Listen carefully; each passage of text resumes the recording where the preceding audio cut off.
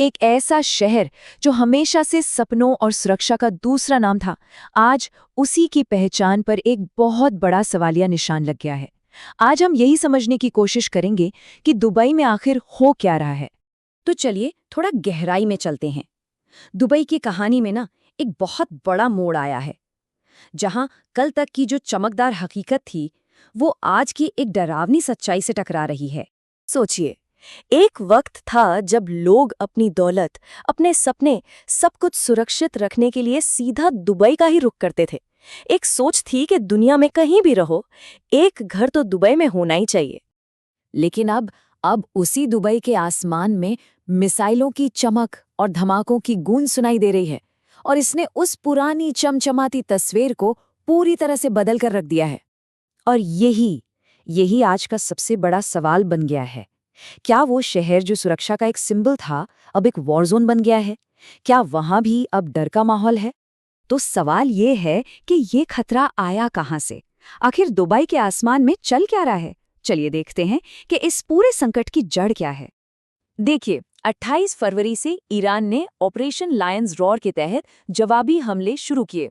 उन्होंने यूएई की तरफ सैकड़ों मिसाइलें और ड्रोन दागे। अब ईरान का असली निशाना तो असल में अमेरिका और उसके ठिकाने हैं, लेकिन अपनी ज्योग्राफिकल लोकेशन की वजह से दुबई इस जंग के बीचों बीच आ गया है। यहाँ एक बहुत ही दिलचस्प बात है। दुबई का जो डिफेंस सिस्टम है ना, वो बहुत मजबूत है। अमेरिका और इजराइल की मदद से बना है, और उसने 90% से ज्यादा हमलों को हवा में ही नाकाम कर दिया। लेकिन असली प्रॉब्लम उन हमलों की नहीं है जिन्हें रोक दिया गया। नहीं, असली समस्या है उनका मलबा।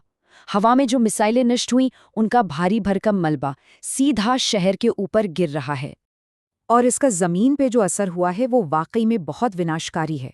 पाम जुमेरा जैसे पौश इलाके में आग लग गई, दुनिया की मशहूर इमारत बुर्ज अल अरब को नुकसान पहुंचा, और जबेल अली पोर्ट जैसे जरूरी ठिकाने पर तो काम ही रुक गया है। सोचिए, दुबई एयरपोर्ट का रनवे तक प्रभावित हुआ है। और सबसे दुख की बात यह है कि इस गिरते मलबे की चपेट में आकर आम लोगों की जानें भी गई हैं।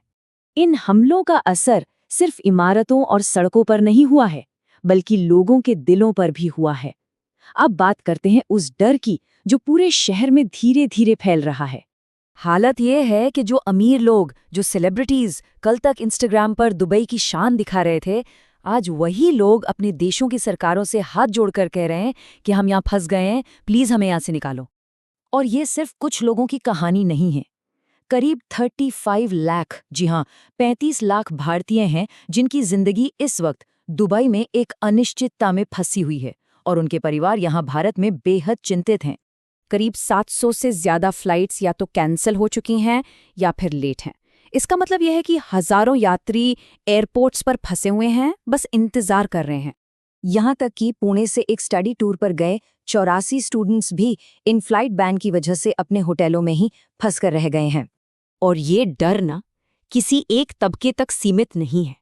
लेबर कैंप्स में काम करने वाले मजदूरों से लेकर आलीशान अपार्टमेंट्स में रहने वाले अमीरों तक हर कोई डरा हुआ है। लोग डर के मारे राशन और जरूरी सामान इकट्ठा कर रहे हैं, और कई बड़े बड़े कंस्ट्रक्शन प्रोजेक्ट्स का काम रोक दिया गया है। इस डर और अनिश्चितता का सीधा असर अब दुबई की अर्थव्यवस्था पर पड़ रहा है, जो कि उसकी पहचान की नींव है। तो चलिए देखते हैं कि इकोनॉमिक फ्रंट पर क्या हो रहा है। पहले क्या था? रियल एस्टेट मार्केट आसमान छू रहा था, टूरिस्ट की भीड़ लगी रहती थी। और अब investors wait and watch mode में चले गए हैं। जो लोग दुबई को अपना दूसरा घर बनाने की सोच रहे थे, वो भी अब रुक गए हैं। इसका असर हर सेक्टर पर साफ साफ दिख रहा है। रियल एस्टेट मार्केट एक तरह से थम गया है। सुरक्षा की चिंताओं की वजह से टूरिस्ट भी अब कम आ रहे हैं, और जेबेल अली जैसे अहम पोर्ट पर काम धीमा होने का मतलब है कि ग्लोबल सप्लाई चेन पर दबाव बढ़ रहा है, जिससे दुनिया भर में चीजों के दाम बढ़ सकते हैं।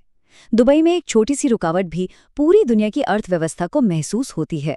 ये सिर्फ एक टेम्पररी संकट नहीं है, नहीं, ये दुबई की ग्लोबल पहचान और उसके भविष्य के लिए एक बहुत बड़ी लड़ाई बन गई है।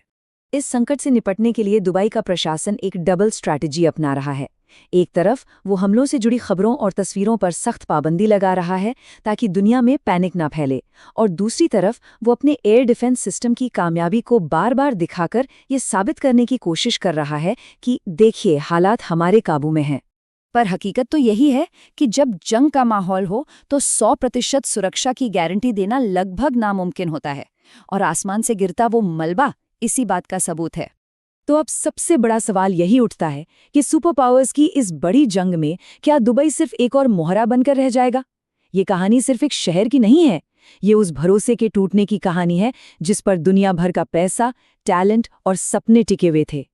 क्या दुबई अपनी सेफ हेवन यानी सुरक्षित ठिकाने की पहचान फिर से हासिल कर पाएगा, या फिर दुनिया को एक नए अस्थिर दौर के लिए तैयार रहना होगा?